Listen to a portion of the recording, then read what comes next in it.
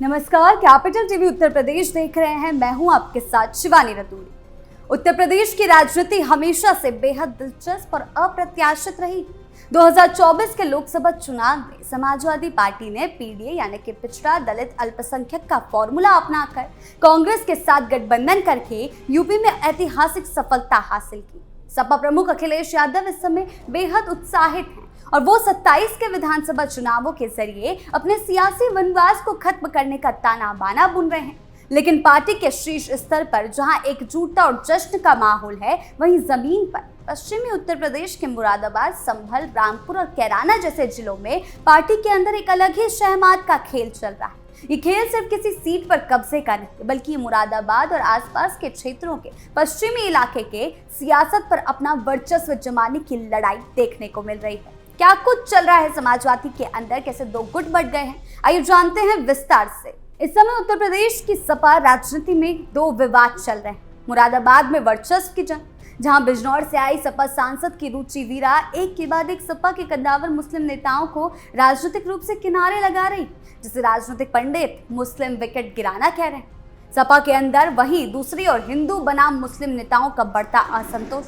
पश्चिमी यूपी के संभल और अन्य जिलों में अब हिंदू सपा नेताओं का एक अलग गुट एक्टिव हो रहा है, जिसका मानना है कि मुस्लिम बहुल सीटों पर बार बार मुस्लिम नेताओं को ही तरजीह मिलने से हिंदू नेताओं का राजनीतिक भविष्य खतरे में है।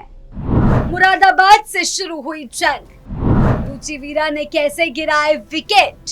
मुरादाबाद लोकसभा सीट पारंपरिक रूप से समाजवादी पार्टी और खासकर आजम खान के प्रभाव वाली सीट रही है, लेकिन अभी के समय में यहाँ की राजनीति का केंद्र बिंदु रुचि वीरा बन चुकी है।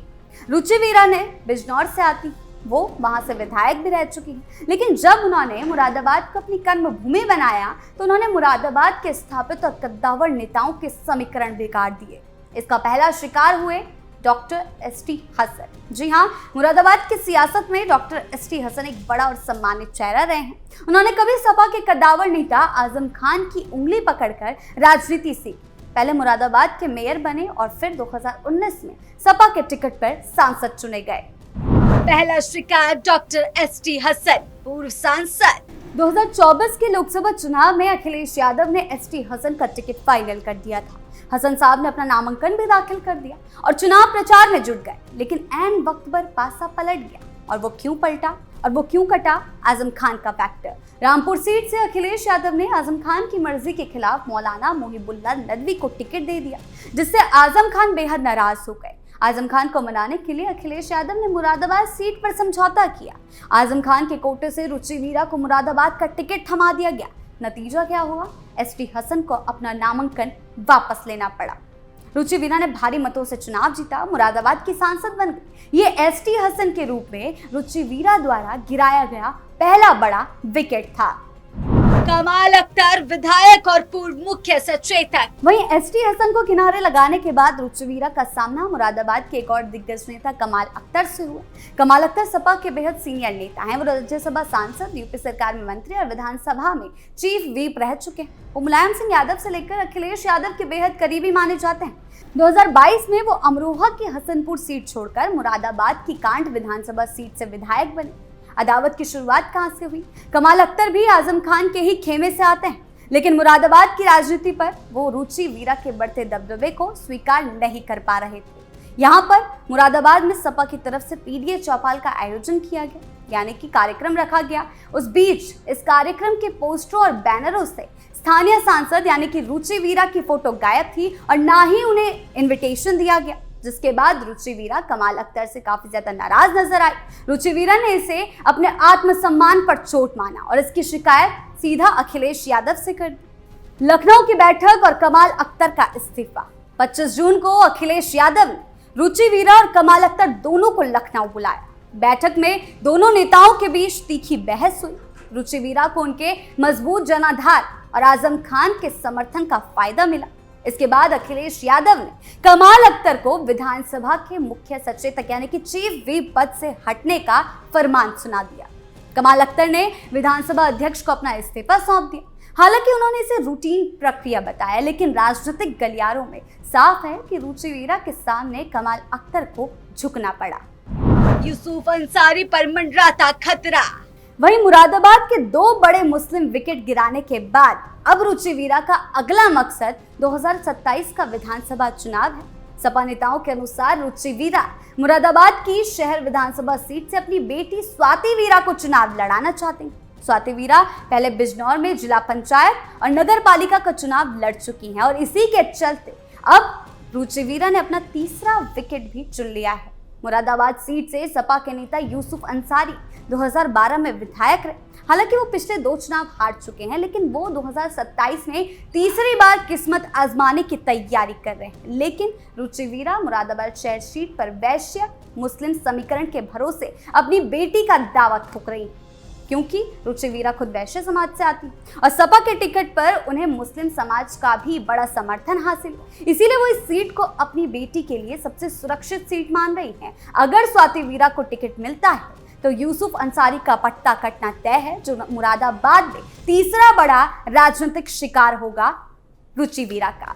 वहीं मुरादाबाद की ये अंदरूनी जंग सिर्फ 2-4 नेताओं की आपसी लड़ाई नहीं है, बल्कि ये समाजवादी पार्टी के अंदर एक बहुत बड़े और गहरे असंतोष का हिस्सा है। उत्तर प्रदेश की विधानसभा में अभी के समय में समाजवादी पार्टी के कुल 31 मुस्लिम विधायक हैं और 2024 के चुनाव के बाद पार्टी के 4 मुस्लिम सांसद जीत कर लोकसभा पहुंचे।